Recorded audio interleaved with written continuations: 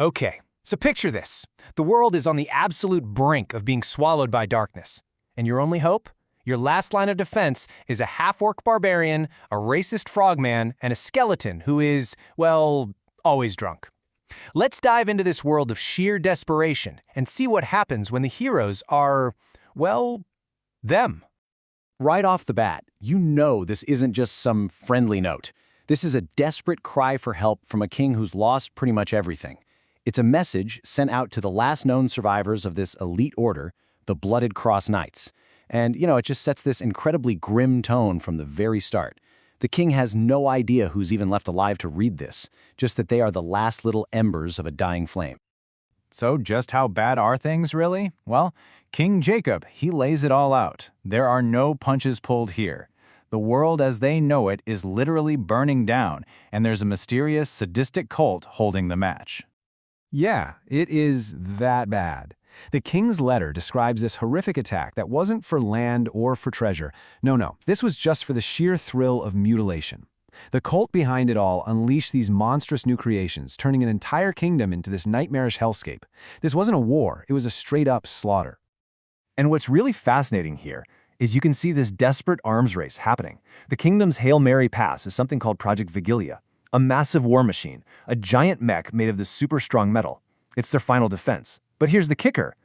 The cult has already stolen their other superweapon, a massive cannon with the very subtle name Project BIGBAM. So the kingdom is scrambling to build its last hope, while the enemy is already walking around armed with one of their own greatest weapons. Not good. And as if a stolen superweapon wasn't enough to deal with, the cult has also been busy in their workshop creating brand new terrors to just unleash on the world. And we're not talking about orcs or goblins here. These are inhuman things that kind of defy explanation, and they are truly the stuff of nightmares. So, on the one hand, you have Psychanes. Just try to picture a humanoid figure that literally sucks in all the light around it, with nothing but these empty white voids where its eyes should be. Super creepy, right? Then you have the mirrors. They look kind of similar, but they have pupils, and, get this, they can travel through any reflective surface. A spoon, a puddle, your own eyeball, nothing is safe. And this just shows you exactly how terrifying these Psychanes are. It's not just a physical thing. They start by whispering these dark, awful thoughts into your mind. It's pure psychological warfare. And once they've broken you mentally, well, that's when they mutilate you. And then they eat you alive. It's just this horrifying 1-2-3 punch of mental and physical torment. So with the world literally ending and these monsters running all over the place, who are the heroes destined to save the day? The noble knights in shining armor? Not exactly. Meet the surviving members of the Blooded Cross.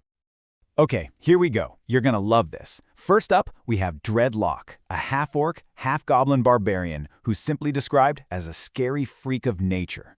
Then there's Roberto, a frogman ranger who really doesn't like bird people. And rounding out our first three is Marcus Bones, a skeleton bard who is constantly, and I mean constantly, drunk. This is our A-team, folks.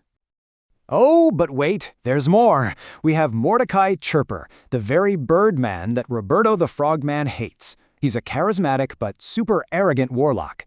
Then there's Nova, a human monk who seems to be the only remotely normal one in the entire group. She's quiet, reserved, and actually wants to save people. And finally, Rain Strider, a wood elf ranger who is, and I quote, an annoying know-it-all. This isn't a team, it's a tavern brawl that's just waiting to happen. So somehow, this chaotic crew of misfits makes their way to a military outpost and meets with the Council of War. And, completely against all odds, they're given their very first mission, a super critical task to help build Project Vigilia, the kingdom's one and only last hope. And how did their first day at the military outpost go? Pretty much exactly as you'd expect. Marcus Bones got so hammered he literally fell apart on a bench, and Mordecai the Birdman stole his skull and took it to the inn.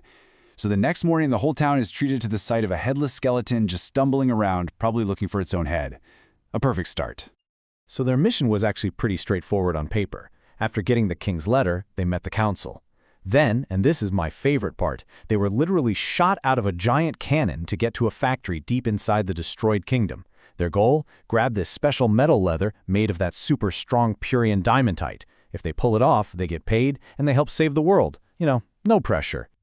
Of course, the mission itself was just filled with their unique brand of problem solving. At one point, the know-it-all elf, Rainstrider, couldn't climb a tree. So what did the team do? The scary freak of nature barbarian, Dreadlock, just picked him up and chucked him into it. I mean, was it effective? Yes. Was it conventional? Absolutely not. And this is it's perfect. At the factory, some of those reality-hopping mirrors tried to escape through a picture frame. And who saved the day? Marcus Bones. While completely drunk, seeing double, he somehow managed to shoot them dead. It's like his greatest weakness somehow became his greatest strength. This team just runs on pure, uncut chaos. And against all logic, they actually did it. They succeeded. They got the medal and they got back in one piece. They completed the mission. But this was just the very first step. It's one small victory in a war that is so far from over. So yeah, they got the parts for the giant war machine, but the cult still has their own superweapon, and those monsters are still crawling all over the place. The big question is still hanging in the air. Can this band of misfits, a drunk skeleton, a racist frog, an annoying elf, can they actually pull this off? Can they really be the world's last hope?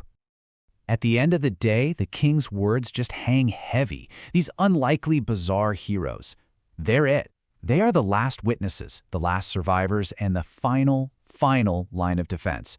The fate of everything rests on their very strange shoulders.